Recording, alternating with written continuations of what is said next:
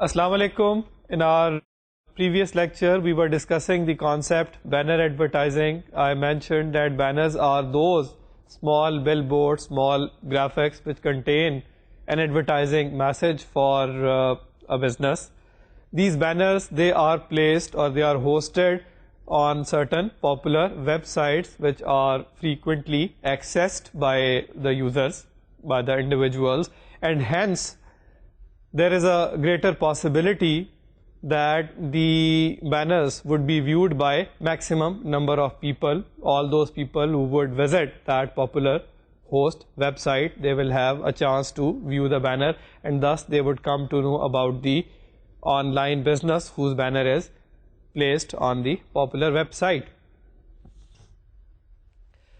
The banner advertising is normally beneficial for both the parties, that is the advertising business and the host business, in the sense that the host website that would normally charge some fee, some payment for hosting, for placing the banner on its site from the advertising website, and simultaneously the advertising website would also gain advantage in the sense that it has been able to market its brand more effectively by placing the banner on the host website. So it can generate more revenue, more income from all those customers who would view the banner on the host website, and they would be led, they would be diverted to the website of the advertising online business. Okay, now what are the various payment mechanisms which have been conceived in order to make the payment to the host website? What are the various different options? So in the slide I have listed some. You can see one option is that by agreement between the advertising business and the host website, it is decided that the payment would be made on monthly basis. So there would be certain amount of monthly charges for online advertising, for hosting the banner. That is one payment option. Second, cost per thousand, abbreviated as CPM, which means that fee for every 1,000 people viewing the banner. So whenever 1,000 people have viewed the banner, they have accessed that host website on which the banner is placed. So on counting the 1,000 people who have accessed, the amount, the payment would be made to the host site.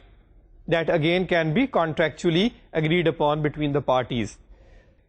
The third option is pay per performance, and under that there are three sub options. One is pay per click, which means that certain payment, certain fee is to be paid by the advertising site to the host website on the basis of certain number of click-throughs, which means that if there is a banner placed on the host website, then by clicking such banner, the users, they would be diverted to the website of the advertising business, and on the basis of these click-throughs, some amount will have to be paid by the advertising business to the host business. Then pay per lead, this means that pay for every lead generated from the advertisement. Again, that means that the customers, the individuals, they can specify that they got the lead, they got the information about this particular business from the ad which was hosted, which was placed on the host website. So on the basis of the lead, on the basis of this information, then some payment will have to be made to the host site. Third sub option is pay per sale. That means that the host will have to be paid certain fee only if certain sales are materialized from the site of the advertising business. So not on the basis of click-throughs, not on the basis of leads, but only if the customer who has been led by the host website to the site of the advertising business, if that customer actually does some purchases from the advertising online business, only then, based upon the actual sales, then some payment will have to be made to the host business, otherwise not. Then the fourth main option for payment purposes is in the form of exchange of advertising space. So exchanging advertising space on your site for advertising space on another site, that can also be a form of availing a particular advertising space on the host website. So I'll elaborate this last point. It means that instead of making actual payment to the host website, the advertising site can make an offer that, well, I accommodate your banner on my website. So in this way, we exchange each other's banners. We provide each other some advertising space on our respective websites. We do not actually pay anything to each other, and that would be sufficient. So that again is a form of payment, you can say. The two sites, they have agreed upon the exchange of advertising spaces. Here I would like to elaborate the payment option, that is pay per click, right? So as I mentioned that it can be agreed that if the users click on the banner and they are diverted to the advertising website, on the basis thereof, then some payment will have to be made. How can we identify that these particular customers, they were diverted, they were led from this particular host website? Okay, if you recall, we have discussed the concept of log files, and I told you that within the log files, which are maintained on the both the host businesses server and also maintained on the advertising businesses server. So the log file which is hosted, which is available on the advertising businesses server, that log file would have a column in which the IP address of the top referring website would be recorded. Okay, so in case you are referred by a host business by clicking a banner on that host business's website, then the site from which you have come, that is the IP address of that host business where the banner is placed, that IP address information would be recorded in the log file of the server where the advertising online business site is residing. And in this fashion, by analyzing the log file of the advertising businesses server, we can find out that whether these customers, they were led by the host businesses site or not, because the host business's IP address is being recorded in the log file of the advertising website server's log file. Okay. Now, with this background in mind, I also want to point out that there are certain online businesses which help in buying or selling the advertising space. So they charge their commission, and they help, they facilitate, they assist in the sale or purchase of advertising spaces. It's a business in itself. Then here I should also point out the concept regarding unique visits. Since in certain cases calculations are to be made, the payment has to be made on the basis of unique visits, so we should understand what is meant by unique visit. A unique visit would constitute when a customer would access a host website, it would view the banner, it would not leave that host business's website. That would then constitute one unique visit. Okay, and in case the customer keeps moving in the various interlinked pages of that host business's website, that would still constitute one unique visit. But if the customer leaves the actual website of the host business, go to some other website and then come again to the host business's website, then that would be the second unique visit. So on the basis of unique visits, on the calculation of unique visits in this manner, the payment in certain cases is to be made in favor of the host business. Okay, so that was the main discussion regarding the banner advertising. Then there are two terms which I would like to talk about. One is webcasting and the other is interactive advertising. Webcasting means internet-based broadcasting of audio or video content, right? So in case some audio or video content is being delivered through the internet, we can generally refer to this phenomenon as webcasting. Normally, in case of webcasting, there is a two-way communication between the broadcaster and the viewer or the listener. And marketers, they must consider this thing that in certain parts of the world, the internet access is slow. The bandwidth is not high, it is low. Therefore, it is possible that the downloading of certain audio or video content in such cases is not very fast.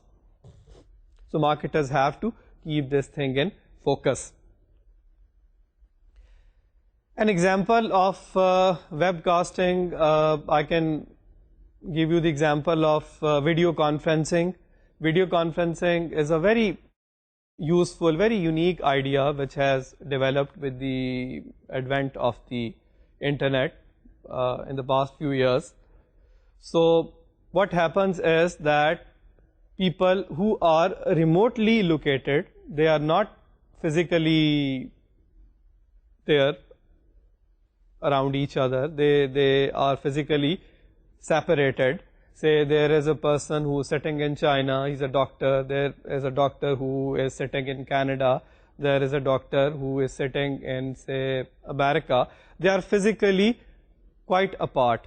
But using this concept of video conferencing and with the help of the required infrastructure for video conferencing, it would be possible that they can interact with each other live, they can exchange their ideas in real time, they can share their expertise, they can share their information with each other without actually physically meeting each other.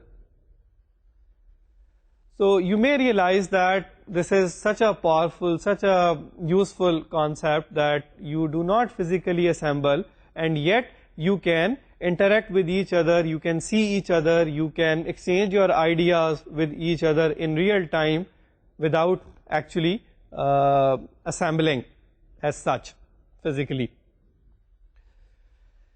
Then I talked about the term interactive advertising. It involves the combination of certain rich media such as internet, a newly developed media comparatively, and the traditional media such as TV, newspapers, magazines, radio, etc. The primary aim of this type of activity called interactive advertising is to involve the customer in the whole marketing campaign. The idea is that if somehow using different types of media, we involve the customer himself or herself in the whole marketing campaign, then that particular customer is not going to forget the particular brand of our business. I can give you an example. There is a business, and this business used to place an advertisement on the TV which would contain the URL of its website. And there would be a message that in case you access the internet and you go to our website, you are going to find something really interesting. Now here, notice that this business is using both the different medias, the television and the internet. And the idea is to involve the customer in the marketing campaign so that the brand name of that business would not be forgotten by that particular customer. When a particular individual, a potential customer, he looks at that TV ad, there is a suspense created in his mind, and he would be inclined to visit that website whose URL is being shown on the television in the ad. And when he reaches that website of that business, he may find that there are certain nice pictures, there is some music, there are certain other attractive features which are available on that particular website. So a customer who has made an effort, he saw the TV ad, then he made an effort to access the internet, and then using that he reached that particular website of that business. Now that individual has been involved in the whole marketing campaign, and he is not likely to now forget that particular brand of that business. So there is, you can say, a technique. This is called interactive advertising, in which the customers are deliberately involved in the marketing campaign.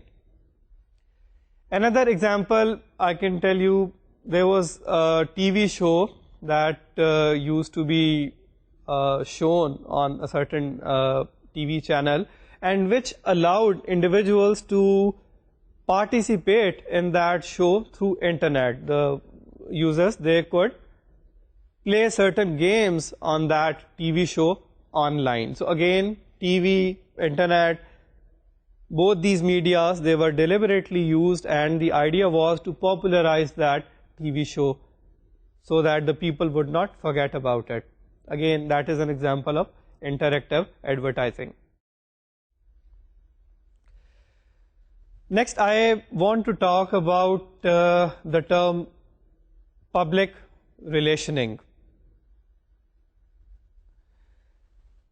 The concept public relationing aims at providing latest current information about a particular business to its customers, to its employees, to other stakeholders, to the partners of that business, etc., regarding the product, the policies, the services which that particular business is offering.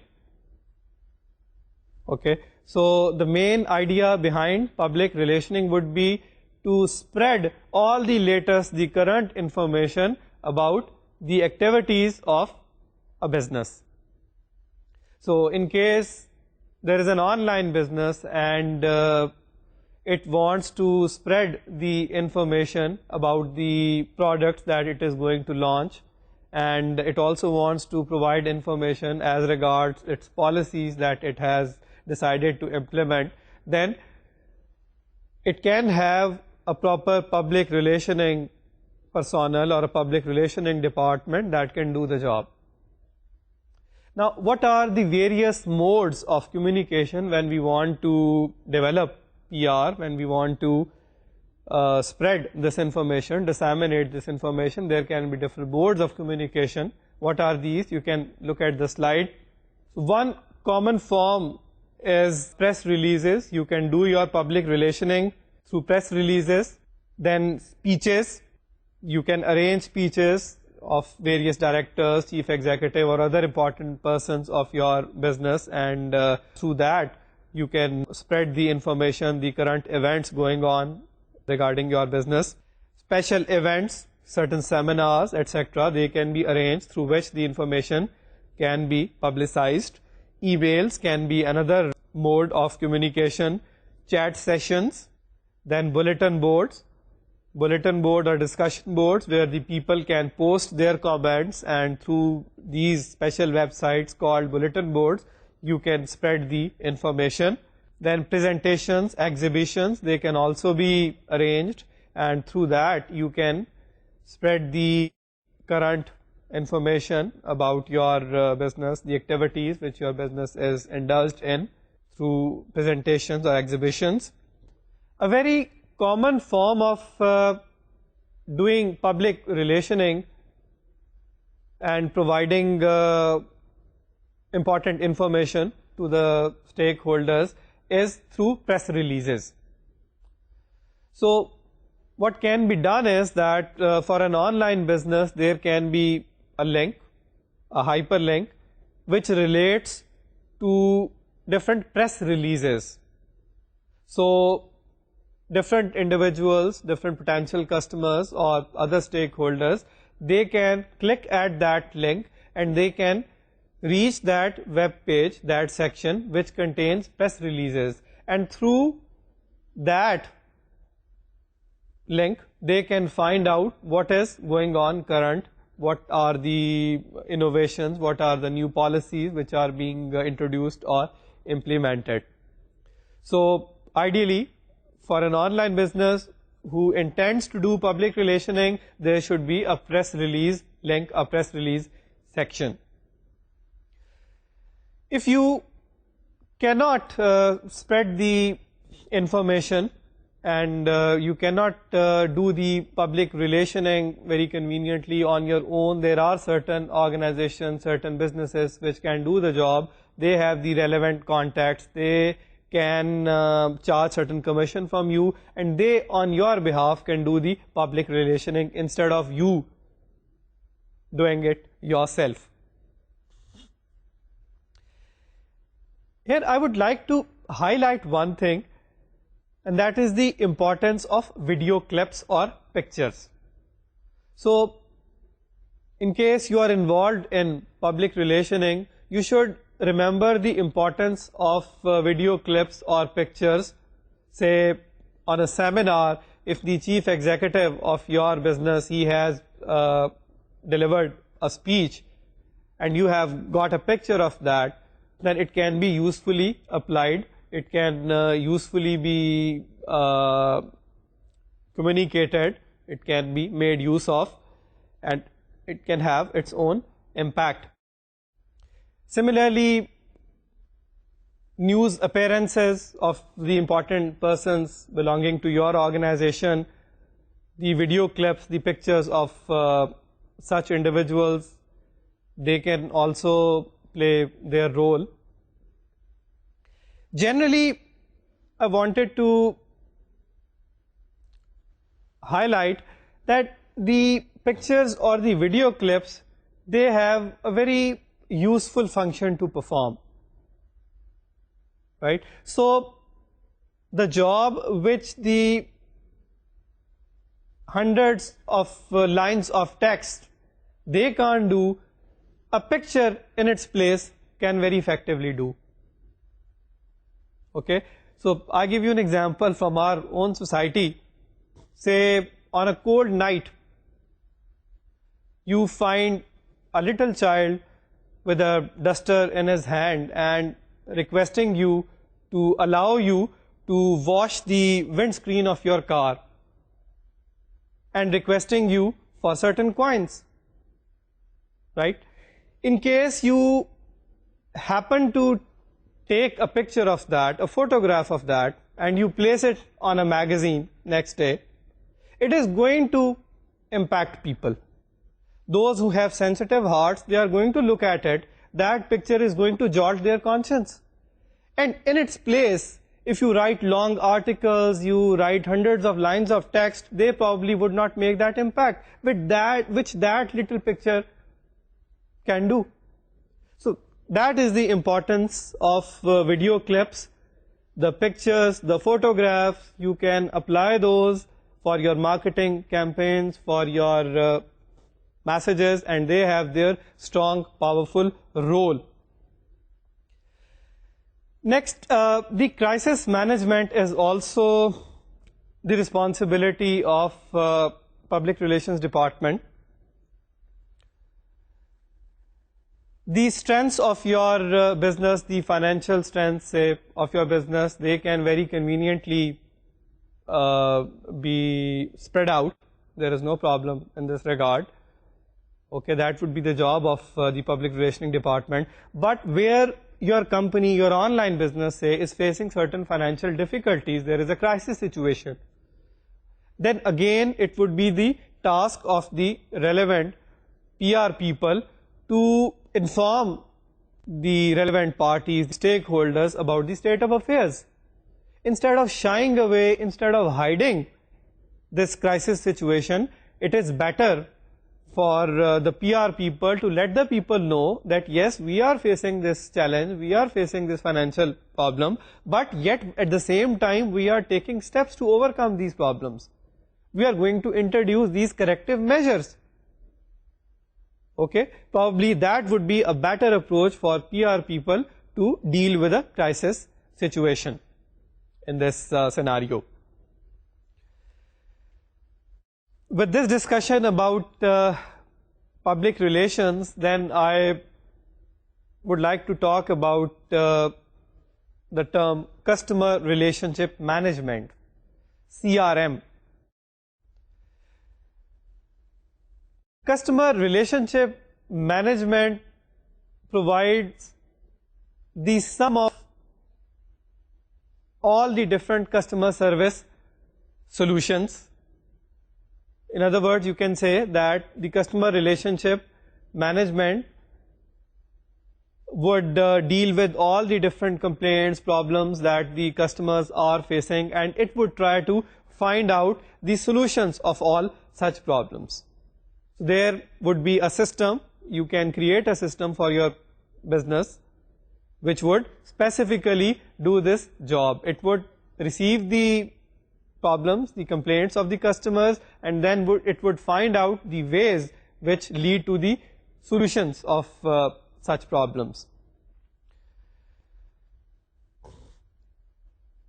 The customer relationship management system should be fast, it should be effective, there is no doubt about it, because if it is not fast, if it is not effective, then it can backfire. So you have established a customer relationship management system and it is not responding quickly, the individuals, the relevant people, they are not receiving the right messages, the corrective measures are not taking place through CRM, then it is going to bring poor reputation to your business. So you have to keep this thing in mind. Customer relationship management includes mainly three things, that is call handling, sales tracking, and transaction support.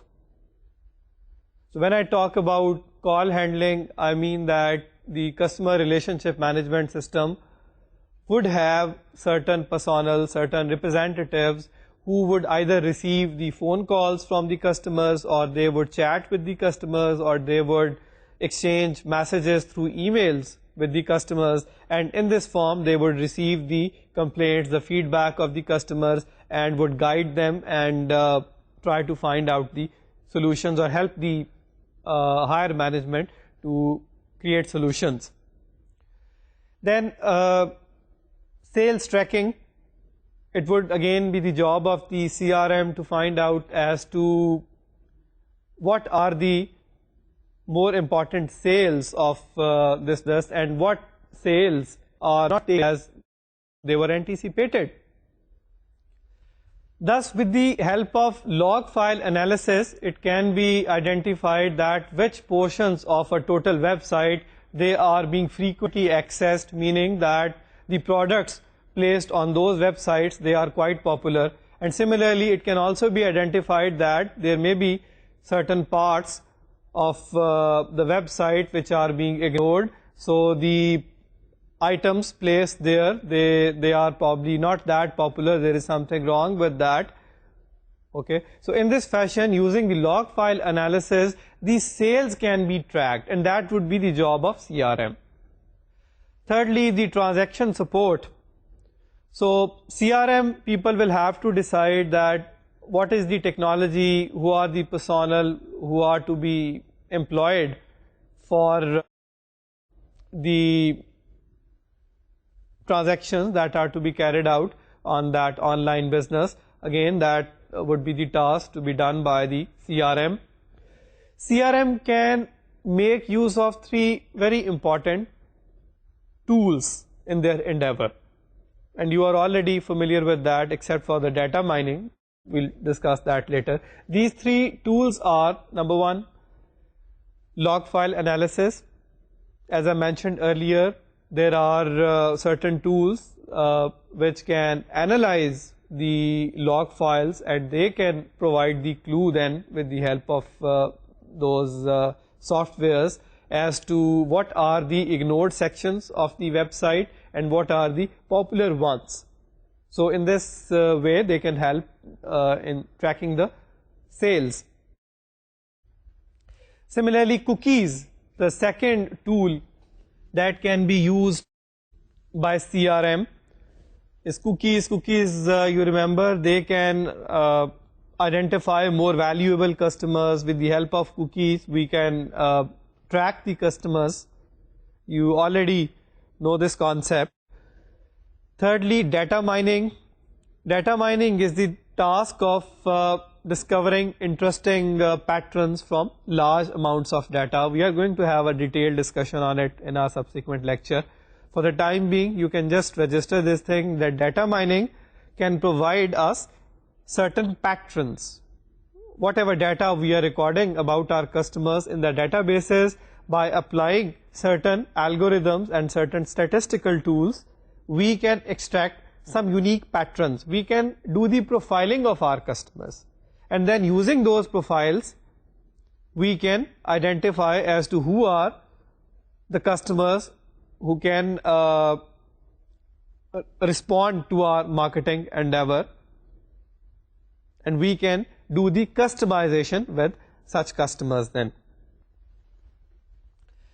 Remember that main goal of marketing is to create a strong relationship between the business and its customer. That is the primary goal.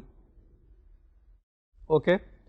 So the main idea behind the marketers is in fact to convert the potential customers into loyal customers, into those customers who frequently come for shopping on the shop of the business, and they don't go to other shops. They don't access other businesses. They are loyal customers. The experts have identified 5 main stages of loyalty as customer relationship develops over a period of time. So these 5 stages, I'll talk about these. One is awareness. This is the first stage of customers' loyalty. Now at the awareness stage, the customer has just heard of the name of the company, of the business. He may have heard about the products that this business is selling, and that's it. The customer has never actually interacted with the business as such. At this awareness stage, the business, what it should do, it should try to popularize its brand. It should keep working on the marketing side. It should make its brand more and more popular, so that more and more people get aware of the business. Then the second stage is exploration. At this stage of exploration, the customer tries to seek more and more information about the online business. The customer can interact with the business, it can exchange information, it can raise questions, it can ask what is your privacy policy, what is your policy of discount, etc. like that, but it would not actually do any transaction. The third stage is familiarity. In the familiarity stage, the customer can do different transactions with the business. In fact, it would have done a number of transactions, and the customer would know about the policies of the business, about its policy of discount, policy of promotion, and policy of privacy, refund, etc. So that is the familiarity stage. Then the fourth stage is the commitment. This is a very important stage. At the commitment stage, the customer is very much satisfied with the business. The customer would have done a number of satisfactory transactions with this business. He is satisfied with the services, with the products offered by the business. In fact, we can say that he has been now converted to a loyal customer. Whenever he wants to buy a particular type of products which are being sold by this business, he would always come to this business's site and do the purchase. It would not go to any other place. The customer further can express his or its satisfaction to the others. It can tell the others that the customer is happy, it is fully satisfied with this business.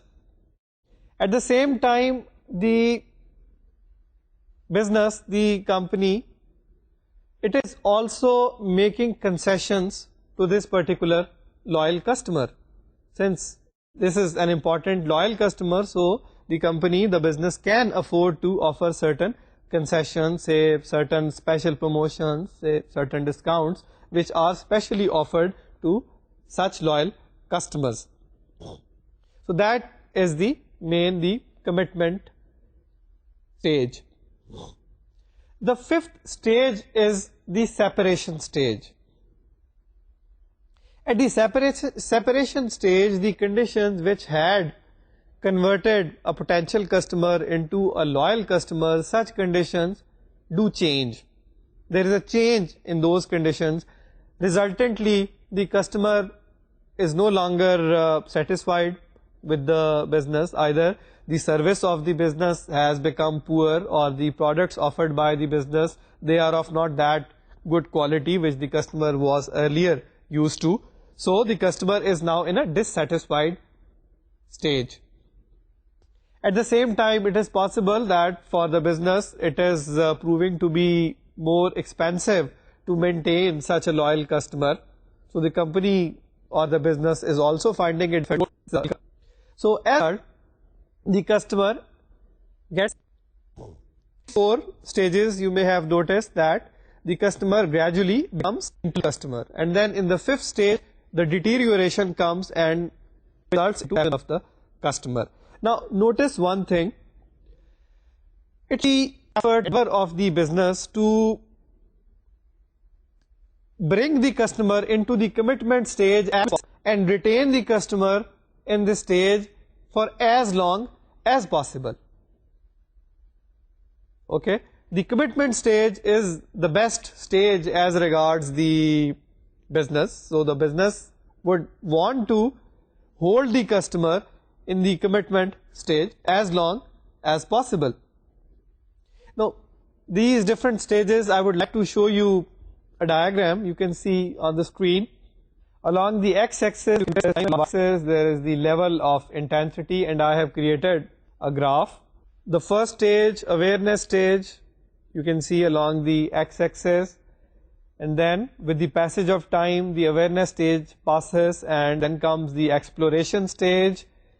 The customer at the exploration stage into the company gathers more information about the business, about the company. Then comes with time the third stage, familiarity stage, in which the customer enters into transactions with the business. After that, the fourth stage, the commitment stage, a very important stage, where the customer has now been converted into a loyal customer. He has done a number of satisfactory transactions, and after that the separation stage comes, and you can see that there is a decline in the level of intensity, a sharp decline at the separation stage. These 5 stages of loyalty, they are also called customer life cycle. Okay, these 5 stages can do the grouping of our customers on each stage, and in this way we can get different customers, and that is called an life cycle. It is important to use this segmentation in order to identify different levels of loyalty, and then you can relationship with the customers.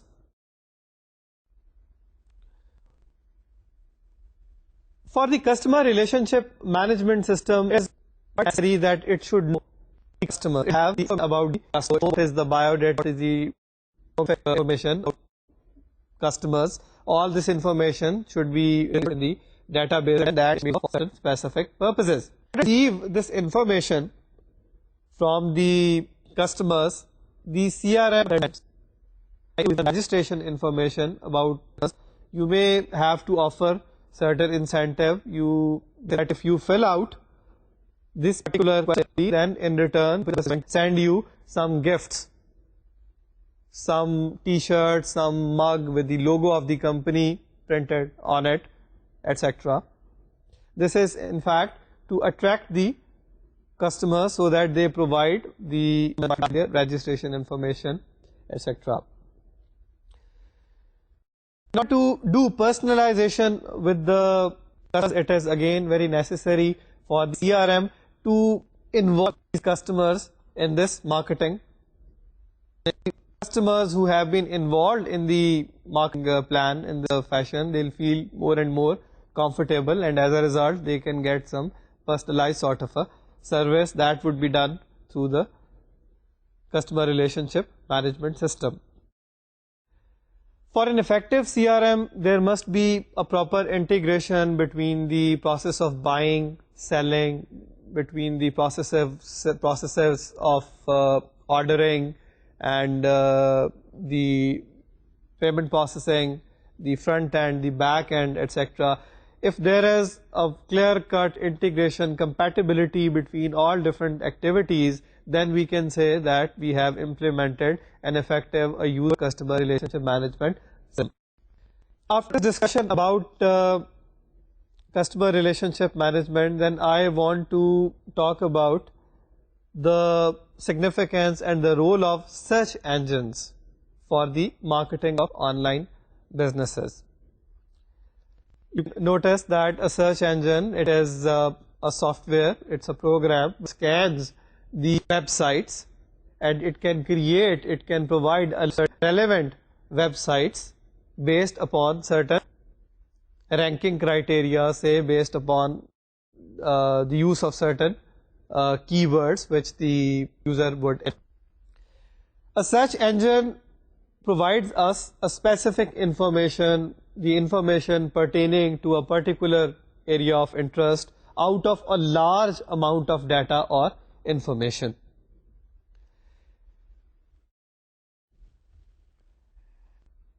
When we have started our online business, one of the goals to promote our online business would be to get our business registered on important search engines, so that the users, the individuals who use these search engines, they can, using those search engines, access our online website.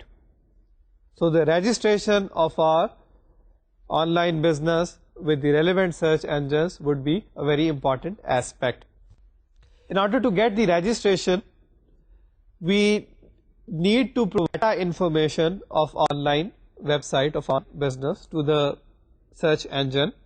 We also need to pay a certain prescribed fee to avail the services of the search engine.